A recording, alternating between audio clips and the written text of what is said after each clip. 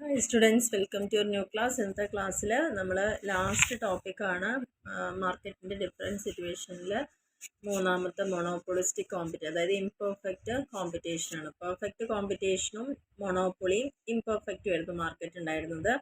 Imperfect പറയുമ്പോൾ നമ്മൾ രണ്ടെണ്ണം നോക്കിക്കഴിഞ്ഞു. പെർഫെക്റ്റ് കോമ്പറ്റീഷനും അതേപോലെ മൊണോപ്പൊളി എന്ന് പറയുന്നതും യഥാർത്ഥമായിട്ടുള്ളൊരു മാർക്കറ്റ് അല്ല. ഇത് രണ്ടിൻ്റെ ഒരു കോമ്പിനേഷനാണ് ഈ മൊണോപ്പൊളിറ്റിക്സ് കോമ്പറ്റീഷനിൽ വരുന്നത്. അപ്പോൾ ഇത് ആദ്യമായി കൊണ്ടുവന്നത് Chamberlin of America, professor H Chamberlin ആണ് ഇത് ഇൻട്രൊഡ്യൂസ് ചെയ്തത്. It refers to a market situation in which competition is imperfect. ഇവിടെ ഉള്ളൊരു മാർക്കറ്റ് സിറ്റുവേഷൻ എന്ന് പറയുന്നത് നമ്മുടെ കോമ്പറ്റീഷൻ ഇംപെർഫെക്റ്റ് ആയിരിക്കുക. It is a market structure in which relatively many firms supplies similar. നിലവിൽ നമ്മൾ കണ്ടുകൊണ്ടിരിക്കുന്നൊരവസ്ഥ. ഇപ്പം നമ്മളൊരു പ്രൊഡക്റ്റ് വാങ്ങാൻ വേണ്ടി പോകുമ്പം ഒരുപാട് പ്രൊഡക്റ്റ് നമുക്ക് ആ രീതിയിൽ നമുക്കൊരു സോപ്പ് അല്ലെങ്കിൽ ഒരു പേസ്റ്റ് വാങ്ങാൻ പോകുമ്പോൾ ഒരുപാട് കമ്പനികൾ അതേ പ്രൊഡക്റ്റ് ഇറക്കുന്നുണ്ട്. അപ്പോൾ അതിനെ തന്നെയാണ് മൊണോപ്പൊളിസ്റ്റിക് കോമ്പറ്റീഷൻ എന്ന് പറയുന്നത്. പക്ഷെ എന്താ വ്യത്യാസം? ആ ഓരോ ആളുകളും അവനവൻ്റെ പ്രൊഡക്റ്റ് മറ്റുള്ള പ്രൊഡക്റ്റിൽ നിന്ന് വേർതിരിച്ചറിയാനുള്ള കുറേ കാര്യങ്ങൾ, അതിൻ്റെ ട്രേഡ് മാർക്കോ ബ്രാൻഡോ നിറോ ഭംഗിയോ അല്ലെങ്കിൽ സ്മെല്ലോ അങ്ങനെ കുറേ വ്യത്യാസങ്ങൾ അവിടെ ഉണ്ടാക്കിയെടുക്കുന്നു എന്നുള്ളതാണ് പറയുന്നത്. With each firm having a limited degree of control over price. ഇവിടെ എല്ലാ ഫേമുകൾക്കും ഒരു പരിധി വരയ്ക്ക് മാത്രമാണ് പ്രൈസിനെ കൺട്രോൾ ചെയ്യാൻ പറ്റുള്ളൂ എന്നുള്ളതാണ് പറയുന്നത്. അപ്പം മൊണോപ്പൊളിസ്റ്റിക് കോമ്പറ്റീഷൻ പറഞ്ഞാൽ ഗുഡ്സ് പ്രൊഡ്യൂസ് ചെയ്യുന്നത് ഒരുപാട് ഡിഫറെൻറ്റ് സെല്ലേഴ്സ് ഉണ്ടായിരിക്കും. അവരുടെ ഗുഡ്സ് ഒരിക്കലും ഹോമോജീനിയസ് ആയിരിക്കില്ല, ഒരേപോലെ ആയിരിക്കില്ല. പെർഫെക്റ്റ് കോമ്പറ്റീഷൻ ഉള്ള പോലെ ഒരേപോലെ ആയിരിക്കില്ല. പക്ഷേ ഒരേ പ്രൊഡക്റ്റ് തന്നെ സെവറൽ ബ്രാൻഡുകളും ട്രേഡ് മാർക്കുമായിട്ടായിരിക്കും ഉണ്ടായിരിക്കുക. ഏറ്റവും നല്ല എക്സാമ്പിൾ എന്ന് പറയുമ്പോൾ ഇപ്പോൾ സോപ്പ് എന്ന് പറയുമ്പോൾ നമുക്ക് ഒരു സോപ്പ് മാത്രമല്ല അവൈലബിൾ ആയിരിക്കും, ഒരുപാട് സോപ്പുകളുണ്ട്. അപ്പോൾ അതെല്ലാം ഡിഫറെൻ്റ് ആയ കമ്പനികൾ ഉണ്ടാക്കുന്നതാണ്. പക്ഷേ എന്താ വ്യത്യാസം? അവിടെ പ്രൊഡക്റ്റ് എന്ന് പറയുന്നത് സോപ്പ് മാത്രമാണ്.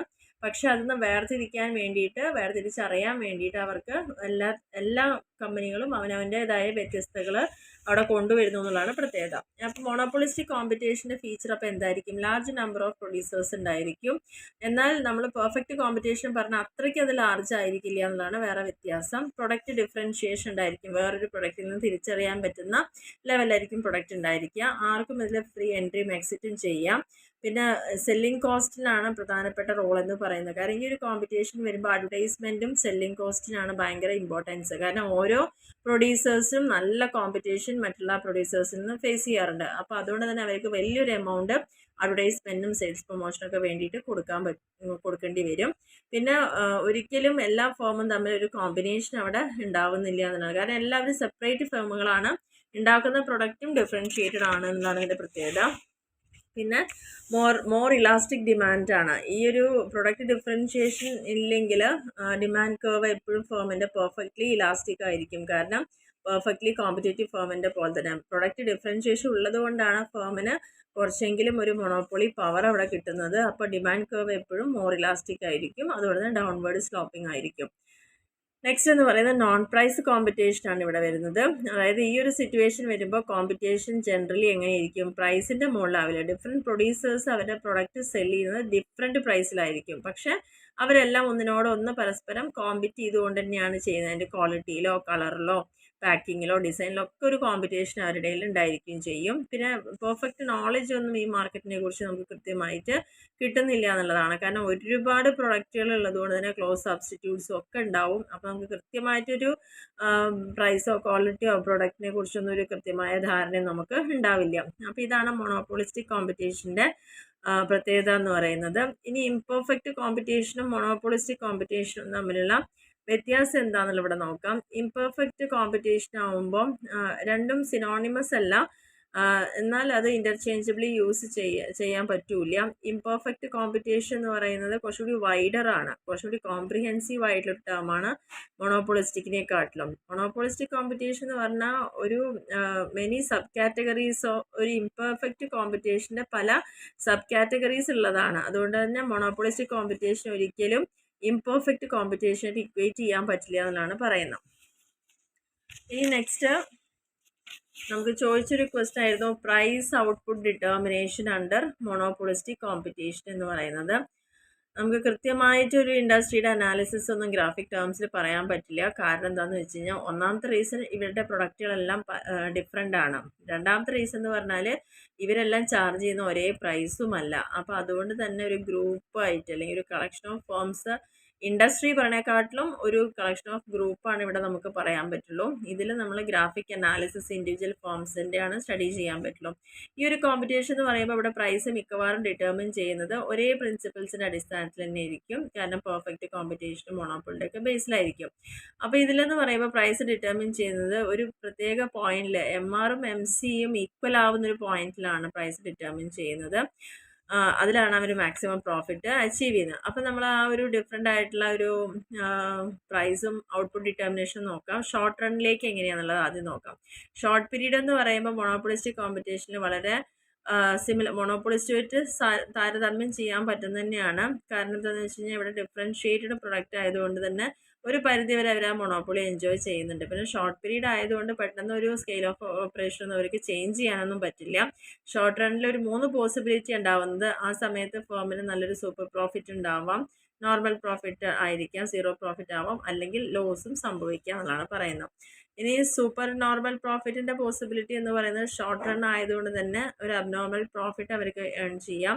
അബ്നോർമൽ പ്രോഫിറ്റ് കിട്ടുന്നുണ്ടെങ്കിൽ തന്നെ ഡിമാൻഡ് വളരെ ഹൈ ആയിരിക്കണം. പിന്നെ അതിനൊരു ക്ലോസ് സബ്സ്റ്റിറ്റ്യൂട്ട് അവിടെ ഉണ്ടാവാനും പാടില്ല. ഇങ്ങനത്തെ ഒരു സിറ്റുവേഷൻ വരുമ്പോൾ ഫേമിന് അവർക്ക് തന്നെ അവരുടെ പ്രൈസ് ഹൈ പ്രൈസ് ഫിക്സ് ചെയ്യുക എന്നുള്ളതാണ്. അതുവഴിയാണ് അവർ ഈ സൂപ്പർ നോർമൽ പ്രോഫിറ്റിലേക്ക് എത്തുന്നത്. പക്ഷേ ഇത് അവർക്ക് അധികകാലം പിടിച്ചു നിൽക്കാൻ പറ്റില്ല. ഒരു ഷോർട്ട് പീരീഡിലേക്ക് മാത്രമേ ഇത് ചെയ്യാൻ പറ്റുള്ളൂ. കാരണം ഷോർട്ട് റണ്ണിൽ പുതിയ ഫേം ഒന്നും അവിടെ എൻ്റർ ചെയ്യുന്നില്ലല്ലോ. ഇപ്പോൾ 2 ദിവസം ഒരാഴ്ചയുള്ളൊന്നും പുതിയ ഫേം വരാത്തതുകൊണ്ട് മാത്രമാണ് അവർക്ക് ഇങ്ങനെ ഹൈ പ്രൈസ് ചാർജ് ചെയ്യാൻ പറ്റുള്ളൂ. കുറേ കാലങ്ങൾ നീണ്ടു നിൽക്കുകയാണെങ്കിൽ അവിടെ ഒരിക്കലും അത് കണ്ടിന്യൂ ചെയ്യാൻ പറ്റില്ല എന്നുള്ളതാണ് ഇതിൻ്റെ പ്രത്യേകത എന്ന് പറയുന്നത്.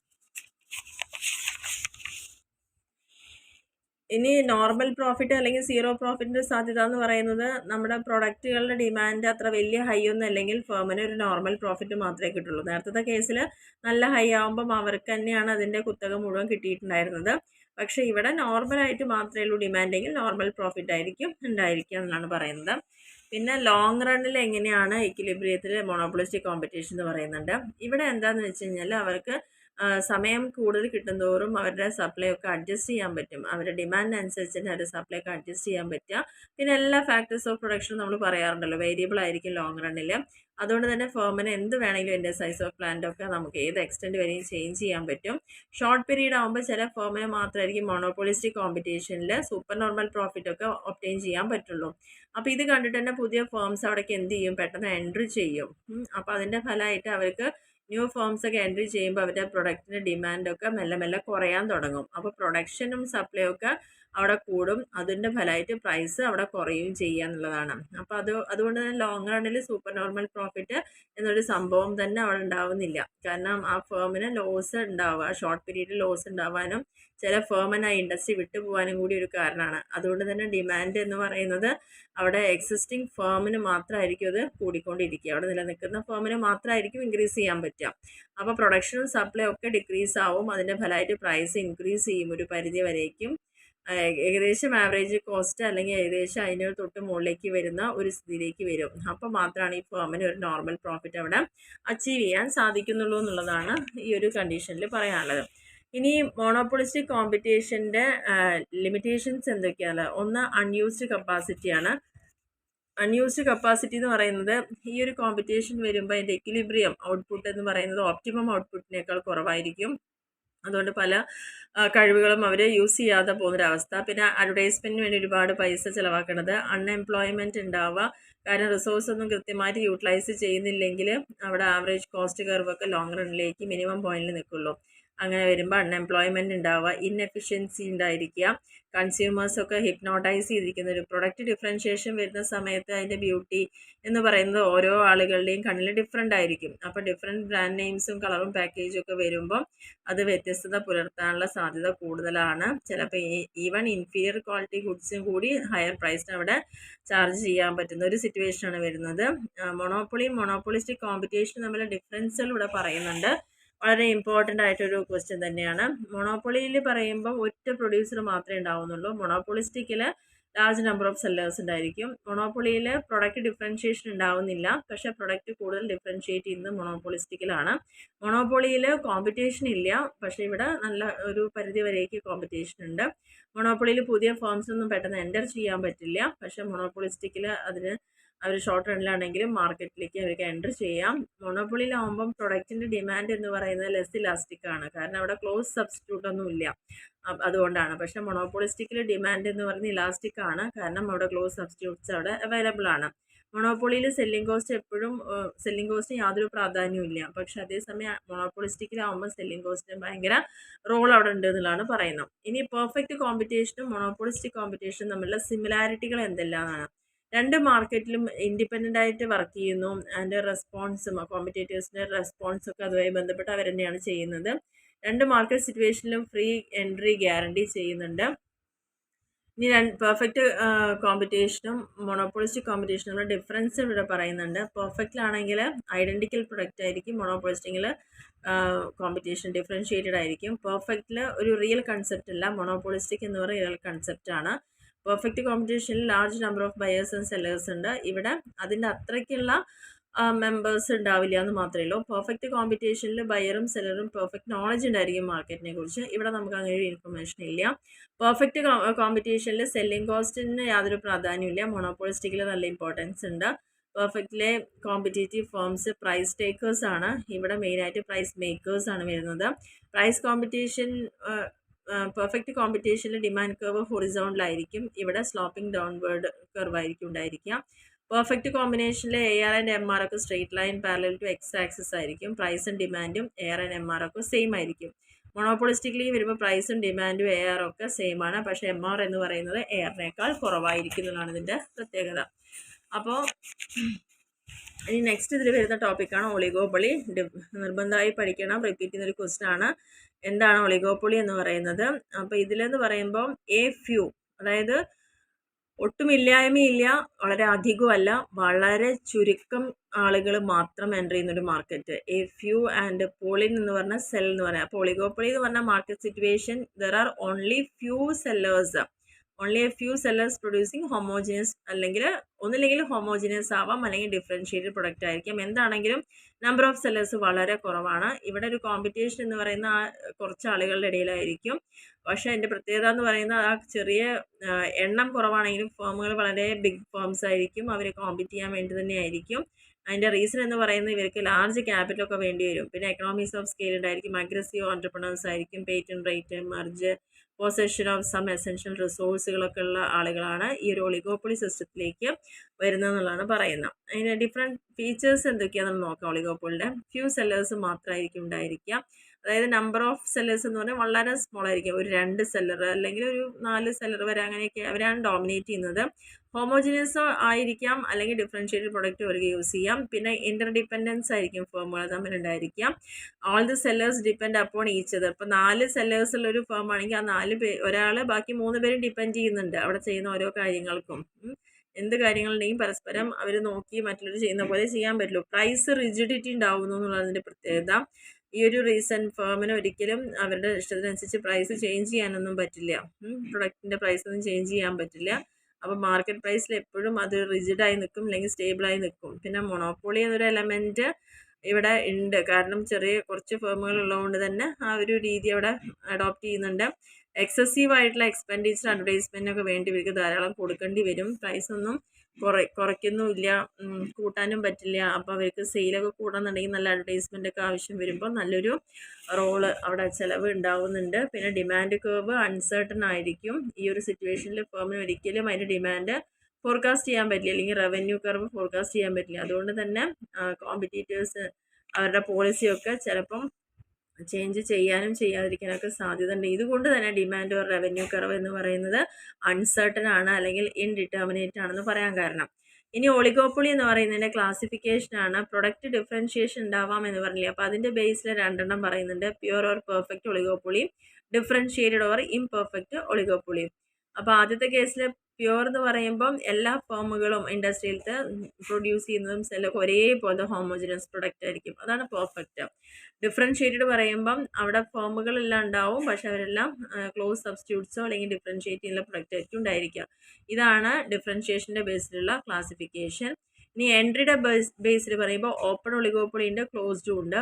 ഓപ്പൺ ഒളിഗോപ്പൊളി എന്ന് പറഞ്ഞു കഴിഞ്ഞാൽ ഫേംസിന് ഫ്രീ ആയിട്ട് മാർക്കറ്റിലേക്ക് എൻ്റർ ചെയ്യാം, അവിടുന്ന് പോവുകയും ചെയ്യാം. ക്ലോസ്ഡ് ഒളിഗോപ്പൊളി എന്ന് പറഞ്ഞു കഴിഞ്ഞാൽ പുതിയ ഫേംസിന് ഒരിക്കലും ആ ഇൻഡസ്ട്രിയിലേക്ക് പെട്ടെന്ന് കടന്നു വരാൻ സാധ്യമല്ല. പ്രൈസ് ലീഡർഷിപ്പിൻ്റെ കേസിൽ രണ്ടെണ്ണമുണ്ട്, പാർഷ്യൽ ഒളിഗോപ്പൊളിയും ഫുൾ ഒളിഗോപ്പൊളിയും. പാർഷ്യൽ എന്ന് പറയുമ്പം market situation where the industry is dominated by one big firm. ആകെ ഒരു 3-4 പേരാണ് ഉണ്ടാവുക, പക്ഷേ അതിൽ തന്നെ ഒരു ഫേമായിരിക്കും, അവരായിരിക്കും ലീഡറായിട്ട് മുന്നോട്ട് പോകുന്നുണ്ടാവുക. അവരാണ് ബാക്കി 3 പേരെയൊക്കെ കൺട്രോൾ ചെയ്യുന്ന ആൾക്കാർ. അപ്പോൾ ഇൻഡസ്ട്രിയിൽ ആ പ്രൈസ് പോളിസിയൊക്കെ ആ ലീഡറായിരിക്കും ഡിറ്റർമിൻ ചെയ്യുക. ഫുൾ ഒളിഗോപ്പൊളി എന്ന് പറയുമ്പം ഇവിടെ അങ്ങനെ ഒരു ലീഡറോ ഫോളോവറോ ഒന്നും ഉണ്ടാവില്ല. അവിടെ പ്രൈസ് ലീഡർഷിപ്പ് എന്ന് പറയുന്ന സംഭവം ഇല്ല എന്നുള്ളതാണ് പറയുന്നത്. ഇനി അഗ്രിമെൻറ്റിൻ്റെ ബേസിൽ കൊളൂസീവ് ഒളിഗോപ്പൊളി ഉണ്ട്, നോൺ കൊളൂസീവ് ഉണ്ട്. മാർക്കറ്റ് സിറ്റുവേഷനിൽ ഈ ഒരു സിറ്റുവേഷനിൽ ഫേമുകൾ തന്നെ ആ ഇൻഡസ്ട്രിയിൽ ഉൾപ്പെടുന്ന എല്ലാ ഫേമുകളും ഒരു കോമൺ പോളിസി പ്രൈസിങ്ങിന് വേണ്ടിയിട്ട് ഫോളോ ചെയ്യുന്നു. അല്ലെങ്കിൽ അവരെന്നെ കമ്പൈൻ ചെയ്യുക, ഒരു കോമ്പറ്റീഷൻ പരസ്പരം ഒഴിവാക്കാൻ വേണ്ടി അവരെന്നെല്ലാം ഒരു ഒത്തുതീർപ്പ് ഉണ്ടാക്കുന്നു. നോൺ കൊളൂസീവ് ആവുമ്പം ഈ ഒരു സിറ്റുവേഷനിൽ പ്രത്യേകിച്ച് അഗ്രിമെൻ്റ് ഒന്നും ഉണ്ടാക്കുന്നില്ല, പ്രൈസോ ഔട്ട്പുട്ടോ ഇതിൻ്റെ കാര്യത്തിലൊന്നും ഇല്ല എന്നുള്ളതാണ് പറയുന്നത്. ഇനി ചോദിക്കുന്ന ഒരു ക്വസ്റ്റ്യൻ പ്രൈസ് ഡിറ്റർമിനേഷൻ. ഒളിഗോപ്പൊളി വരുമ്പോൾ എങ്ങനെയാണ് പ്രൈസ് ഡിറ്റർമിൻ ചെയ്യുന്നത് എന്നുള്ളതാണ്. ഇത് ചോദിച്ചൊരു ക്വസ്റ്റ്യൻ ആണ്. What is kinked demand model എന്ന പേരിൽ അറിയപ്പെടുന്നത്. അപ്പോൾ അത് ഇമ്പോർട്ടൻ്റ് ആയിട്ടുള്ള ഒരു ടോപ്പിക്കാണ്. ഈ ഒരു independent pricing and oligopoly firm makes faces kinked demand curve. Kinked demand curve model ആദ്യം ഡെവലപ്പ് ചെയ്ത പ്രൊഫസർ പോൾ എം സ്വീസി ആണ് 1939. അദ്ദേഹം പറയുന്ന പ്രൈസ് റിജിഡിറ്റി ഉണ്ടാവുക. ഒളിഗോപ്പൊളി തന്നെ പ്രൈസ് റിജിഡ് ആയി നിൽക്കുക. ഒരു ഒളിഗോപ്പൊളിസ്റ്റിന് ഒരിക്കലും അവരുടെ കോമ്പറ്റീറ്റേഴ്സ് എങ്ങനെ റിയാക്ട് ചെയ്യുമെന്ന് പറയാൻ പറ്റില്ല. അപ്പോൾ അതുകൊണ്ട് തന്നെ അദ്ദേഹത്തിന് ഒരു ഊഹിക്കാൻ മാത്രമേ പറ്റുള്ളൂ. അപ്പോൾ ഒരു ഒളിഗോപ്പൊളിസ്റ്റ് എന്ന് പറയുന്നത് അവർ അസ്യൂം ചെയ്യാണ് ആ price cut by him will be followed by a price cut by the rival firms. നമ്മളൊരു പ്രൈസ് ഫിക്സ് ചെയ്ത് മുന്നോട്ട് പോകാൻ പറ്റില്ല, കാരണം അത് റൈവൽ ഫേംസൊക്കെ അത് കട്ട് ചെയ്യേണ്ട അവസ്ഥയിലേക്ക് വരണം. അപ്പോൾ പ്രൈസ് റൈസ് ചെയ്യുക അദ്ദേഹത്തിനെ കൊണ്ട് എന്നുള്ളത് ഒരിക്കലും മറ്റുള്ള ആൾക്കാർ അത് സപ്പോർട്ട് ചെയ്തോളില്ല, ഫോളോ ചെയ്തോളന്നില്ല. അപ്പോൾ ഈ ഒരു ഹൈപ്പോത്തസിസിനെ ബേസ് ചെയ്തിട്ടാണ് കിങ്ക്ഡ് ഡിമാൻഡ് കർവ് ഉണ്ടാവുന്നത്. ഇതിൻ്റെ അസംഷൻ എന്താണെന്ന് വെച്ച് കഴിഞ്ഞാൽ ഇത് ഓരോ ഒളിഗോപ്പൊളിസ്റ്റും അവർ ആക്ട് ചെയ്യുന്നതും റിയാക്ട് ചെയ്യുന്നതൊക്കെ അതേ വേയിൽ തന്നെയാണ് കണ്ടീഷനെ ടോളറേറ്റ് ചെയ്തുകൊണ്ട് for all members of the industry. ഇപ്പം 4 പേര് അതിലുണ്ടെന്നുണ്ടെങ്കിൽ ആ 3 പേരെയും ഒരു തരത്തിലും ബുദ്ധിമുട്ടിക്കാതെ അവരുമായിട്ട് ഒരു ടോളറേറ്റ് ചെയ്ത് പോകുന്നൊരു സിറ്റുവേഷനിലാണ് ഇത് മുന്നോട്ട് പോകുന്നത്. അപ്പോൾ ആ ഒരു സിറ്റുവേഷൻ ഒക്കർ ചെയ്യുന്നത് എങ്ങനെയാണെന്ന് വെച്ചാൽ പ്രൊഡക്ട്സ് എല്ലാം സിമിലറും അതേപോലെ പ്രൈസസും സിമിലർ ആവുമ്പോൾ മാത്രമാണ്. ഏതെങ്കിലും ഒരു ഫേം അതിൻ്റെ പ്രൈസ് കട്ട് ചെയ്ത് കഴിഞ്ഞാൽ അതർ ഫേംസിനും നിർബന്ധിതമായിട്ടും അവരുടെ പ്രൈസും കുറയ്ക്കേണ്ടതായിട്ട് വരികയാണ്. അപ്പോൾ അതല്ലെങ്കിൽ ഒരു ഫേം പ്രൈസ് കൂട്ടിക്കഴിഞ്ഞാൽ മറ്റേ കോമ്പറ്റീറ്റേഴ്സിന് അവരുടെ പ്രൈസ് അവിടെ കൂട്ടാൻ സാധ്യമല്ല. സോ ദ ഫസ്റ്റ് സിറ്റുവേഷനിൽ പറയുന്ന price does not gain, firm അവിടെ ഒന്നും പ്രത്യേകിച്ച് ഒന്നും ഉണ്ടാവില്ല. പക്ഷേ സെക്കൻഡ് സിറ്റുവേഷൻ പറയുന്നത് പ്രൈസ് റെഡ്യൂസ് ചെയ്യുമ്പോൾ, അപ്പോൾ ഇവിടെ ശ്രദ്ധിക്കേണ്ട കാര്യം ഏതെങ്കിലും ഒരു ഫേം പ്രൈസ് കുറച്ചാൽ എല്ലാവരും അതുപോലെ കുറയ്ക്കാൻ ബാധ്യസ്ഥരാണ്. പക്ഷേ ഏതെങ്കിലും ഒരു ഫേം പ്രൈസ് കൂട്ടിക്കഴിഞ്ഞാൽ അത് എല്ലാവരും ചെയ്യണമെന്ന് നിർബന്ധമില്ല എന്നാണ് പറയുന്നത്. ഒന്നുകൂടി ഈ ഒരു കാര്യം പറയാം. If one firm cuts the price of its പ്രൊഡക്റ്റിൻ്റെ പ്രൈസ് കട്ട് ചെയ്യുകയാണെങ്കിൽ മറ്റുള്ള ഫേംസും നിർബന്ധമായിട്ടും അവരുടെ പ്രൈസ് ആ മറ്റേ ഫേമിൻ്റെ പ്രൈസിന് തുല്യമായിട്ട് കുറയ്ക്കണം. അതേസമയം ഏതെങ്കിലും ഒരു ഫേം അതിൻ്റെ പ്രൈസ് കൂട്ടുകയാണെങ്കിൽ കോമ്പറ്റീറ്റേഴ്സിന് കൂട്ടണമെന്ന് നിർബന്ധമില്ല. ഈ ഒരു സിറ്റുവേഷനെയാണ് നമ്മൾ ഈ കിങ്ക്ഡ് ഡിമാൻഡ് കർവ് കൊണ്ട് ഉദ്ദേശിക്കുന്നത്. സെക്കൻഡ് സിറ്റുവേഷനിൽ ഫേമിന് അവരുടെ കസ്റ്റമേഴ്സിന് ലോസ്റ്റ് ആവും. കാരണം പ്രൈസ് ഒരു ഫേം കൂട്ടിക്കഴിഞ്ഞാൽ ബാക്കിയുള്ളവർ കൂട്ടാതെ നിൽക്കുമ്പം ഓട്ടോമാറ്റിക് നമ്മുടെ കസ്റ്റമറൊക്കെ അവിടെ പോവുകയാണ് ചെയ്യുക. അപ്പോൾ സെയിൽസ് കുറയും. അപ്പോൾ ഈ ഒരു ഒളിഗോപ്പൊളിയിൽ do not increase the prices due to the possibility of losing customer. അപ്പോൾ കസ്റ്റമർ പോകും എന്നുള്ള പേടി കൊണ്ട് അവിടെ പ്രൈസ് റൈസ് ചെയ്യാൻ നിൽക്കില്ല റൈവൽസ് ഒന്നും. അപ്പോൾ who do not raise their prices. അപ്പോൾ ഫേംസിന് അവരുടെ പ്രൈസ് കട്ട് ചെയ്യുകയും ചെയ്യില്ല, കാരണം പ്രൈസ് ബാർ ഉണ്ടാവുന്ന. അതുകൊണ്ട് തന്നെ ഒളിഗോപ്പൊളി എന്ന് പറയുന്നത് സ്റ്റിക്കി ഓർ റിജിഡ് ആയിട്ട് എപ്പോഴും ഒരു സ്റ്റേബിൾ ആയിട്ടാണ് നിൽക്കുക. ഇതിനെയാണ് ഈ കിങ്ക്ഡ് വൺ എന്ന് പറയുക. ഒളിഗോപ്പൊളിയിൽ ഇൻഡിപെൻഡൻറ്റ് പ്രൈസിങ് ആണ്. അപ്പോൾ ഡിമാൻഡ് കർവ് എപ്പോഴും കിങ്ക്ഡ് ആയിട്ട് നിൽക്കുക, സെഗ്മെൻറ്റ് ചെയ്ത് നിൽക്കുക എന്നുള്ളതാണ് പറയുന്നത്. അതിൻ്റെ പ്രിവെയിലിങ്ങിനുള്ള പ്രൈസ് ലെവൽ തന്നെ ഒത്തുപോവുക. അപ്പോൾ അതിന് 2 സെഗ്മെൻറ്റാണ് ഉള്ളത്. ഒന്ന് റിലേറ്റീവ് ഇലാസ്റ്റിക് പോർഷനും ഉണ്ട്, ഒന്ന് റിലേറ്റീവ്ലി ഇൻഇലാസ്റ്റിക് പോർഷനുമാണ്. ഇതാണ് കിങ് കീ എന്നുള്ള ആ ഒരു ചിത്രം പഠിച്ചു വയ്ക്കുക, നോട്ട് ചെയ്യുക. ഇനി എന്തുകൊണ്ടാണ് ഇങ്ങനെ പ്രൈസ് റിജിഡിറ്റി വരാനുള്ള റീസൺ എന്ന് പറയുന്നത്? ഒരു റീസൺ എന്ന് പറയുന്നത് ഫേമിന് പ്രൈസ് വാർ ഉണ്ടാവും എന്നുള്ളൊരു പേടി ഉണ്ടാവും. ഫ്രീക്വൻ്റ് ആയിട്ട് പ്രൈസ് ചേഞ്ച് ചെയ്താൽ കൺസ്യൂമേഴ്സ് ഭയങ്കര ഇറിറ്റേറ്റഡ് ആയിരിക്കും. പിന്നെ ഫേം സാറ്റിസ്ഫൈ ചെയ്യുന്ന അതിൻ്റെ പ്രസൻറ്റ് ലെവൽ ഓഫ് പ്രൈസും ഔട്ട്പുട്ടും പ്രോഫിറ്റിനൊക്കെ ബേസ് ചെയ്തിട്ടായിരിക്കും. അപ്പോൾ പ്രസൻറ്റ് പ്രൈസ് എന്ന് പറയുന്നത് എസ്റ്റാബ്ലിഷ് ചെയ്ത ഒരു കുറേ കാലം വരേക്ക് അത് ആ ലെവലിൽ തന്നെ പോകാനായിരിക്കും ചാൻസ് കൂടുതൽ. അല്ലെങ്കിൽ ഒരു പ്രൈസ് വാറോ കൊള്യൂഷൻ ഉണ്ടാവും. പ്രൈസ് കട്ട് ചെയ്ത് കുറയ്ക്കണേക്കാട്ടിലും ഫേം എപ്പോഴും ഡിമാൻഡ് ഫോൾ ചെയ്യും, കുറയും, അല്ലെങ്കിൽ അതിൻ്റെ ഇൻറ്റൻസിറ്റി സെയിൽസ് പ്രൊമോഷൻ്റെ കുറയും. ആക്ടിവിറ്റീസ് ടു ഇൻക്രീസ് ഡിമാൻഡ്, അങ്ങനെ 2 കാര്യങ്ങൾ കൊണ്ട് അവരുടെ ഡിമാൻഡ് ഇൻക്രീസ് ചെയ്യും എന്നുള്ളതാണ് വിചാരിക്കുന്നത്. പ്രൈസ് കുറയ്ക്കുമ്പം അവർ വിചാരിക്കുന്നത് ആർക്കാണോ ഡിമാൻഡ് കുറഞ്ഞ് നിൽക്കുന്ന ഫേം അവർക്ക് അവരുടെ സെയിൽസ് പ്രൊമോഷൻ ആക്ടിവിറ്റിയൊക്കെ കൂട്ടാനൊക്കെ സാധിക്കും. ഫേം ഒരിക്കലും അൺനെസറി ഇൻകൺവീനിയൻസ് പുതിയൊരു പ്രൈസ് ലിസ്റ്റ് വഴി ഉണ്ടാക്കാൻ സാഹചര്യം ഒരുക്കുന്നില്ല എന്നുള്ളതാണ് പ്രൈസ് റിജിഡിറ്റിയുടെ റീസൺ എന്ന് പറയുന്നത്. ഇനി നെക്സ്റ്റ് വന്നൊരു ക്വസ്റ്റ്യനാണ് പ്രൈസ് ലീഡർഷിപ്പ് എന്ന് പറയുന്നത്. ഇത് ചോദിച്ചൊരു ക്വസ്റ്റ്യനാണ്. അതായത് കോൺസ്റ്റൻ്റ് ആയിട്ട് സ്ഥിരമായിട്ടൊരു പ്രൈസ് വാർ, ഒരു ഇൻസ്റ്റെബിലിറ്റി ഒക്കെ ഉണ്ടായിക്കഴിഞ്ഞാലാണ് ഈ പ്രൈസ് ലീഡർഷിപ്പ് ഉണ്ടാവുന്നത്. കാരണം ഈ ഒരു മെത്തേഡിൽ പ്രൈസ് ഡിറ്റർമിൻ ചെയ്യുന്നത് ഒരു ലീഡിങ് ഫേം ആയിരിക്കും, മറ്റുള്ള ഫേമുകൾ അത് ഫോളോ ചെയ്യുക. അപ്പോൾ ഈ ഒരു പ്രൈസ് ലീഡർഷിപ്പ്, പ്രൈസ് ഡിറ്റർമിൻ ചെയ്യുന്ന ലീഡർ ഫേം ആയതുകൊണ്ട് തന്നെ മറ്റുള്ള ഫേംസ് എല്ലാം ആ ഒരു പ്രൈസ് തന്നെ ഫോളോ ചെയ്യാൻ നിർബന്ധിതരാകുന്നു. അപ്പോൾ ലീഡർ ഫേമാണ് പ്രൈസ് മേക്കർ എന്ന് പറയുന്നത്, മറ്റുള്ളവരെല്ലാം പ്രൈസ് ടേക്കേഴ്സ് ആയിട്ട് മാറുകയാണ് ചെയ്യുന്നത്. ഇവിടെ ആ ഫേമാണ് ലീഡർ ഫേമായിട്ട് മുന്നോട്ട് പോകുന്നത്. ഒന്നില്ലെങ്കിൽ അത് ലോ കോസ്റ്റ് ഫേം ആയിരിക്കും, അല്ലെങ്കിൽ ഡോമിനൻ്റ് ഫേമോ, അല്ലെങ്കിൽ എക്സ്പീരിയൻസ്ഡോ റെസ്പെക്റ്റഡോ ഫേം ആയിരിക്കും എന്നാണ് പ്രൈസ് ലീഡർഷിപ്പ് കൊണ്ട് ഉദ്ദേശിക്കുന്നത്. ഇനി എത്ര ടൈപ്പ് ഓഫ് പ്രൈസ് ലീഡർഷിപ്പ് ഉണ്ടെന്നിവിടെ പറയുന്നുണ്ട്. ഫസ്റ്റ് വൺ ഡോമിനൻ്റ് ആണ്.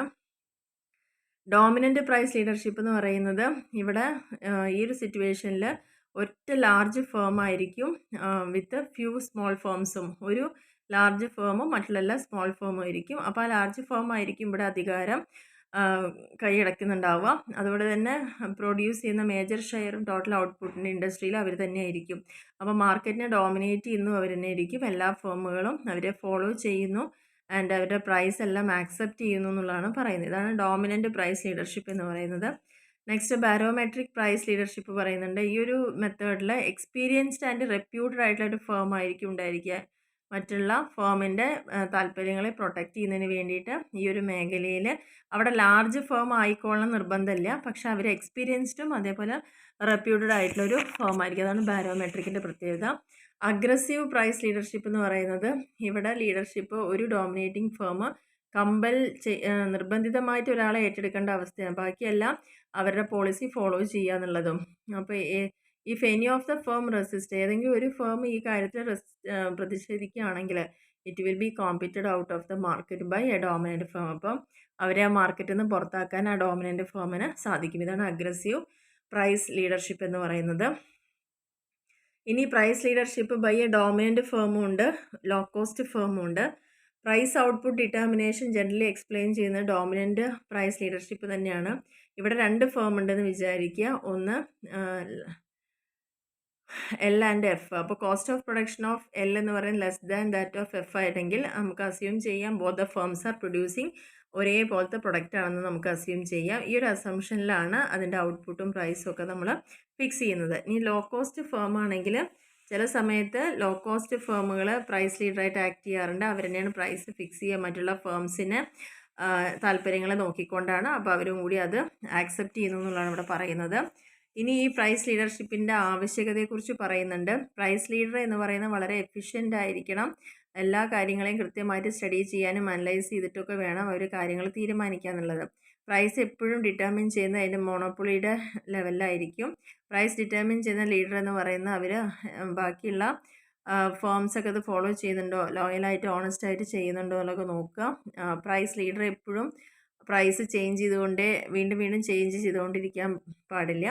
ലീഡർ എപ്പോഴും ഡിറ്റർമിൻ ചെയ്യേണ്ടത് പ്രൈസ് മാത്രമാണ്. ആഫ്റ്റർ ടേക്ക് എല്ലാ സാധ്യതകളെയും കണക്കിലെടുത്തുകൊണ്ടാണ് പ്രൈസ് ഫിക്സ് ചെയ്യേണ്ടത്. എല്ലാവരുടെ സജഷൻസും ഒപ്പീനിയൻസും കളക്ട് ചെയ്തിട്ടാണ് പ്രൈസ് ഫിക്സ് ചെയ്യേണ്ടത്. Price leader should avoid price reduction as far as possible. Price leader പരമാവധി പ്രൈസ് റിഡക്ഷൻ കുറയ്ക്കാനാണ് നോക്കേണ്ടത്.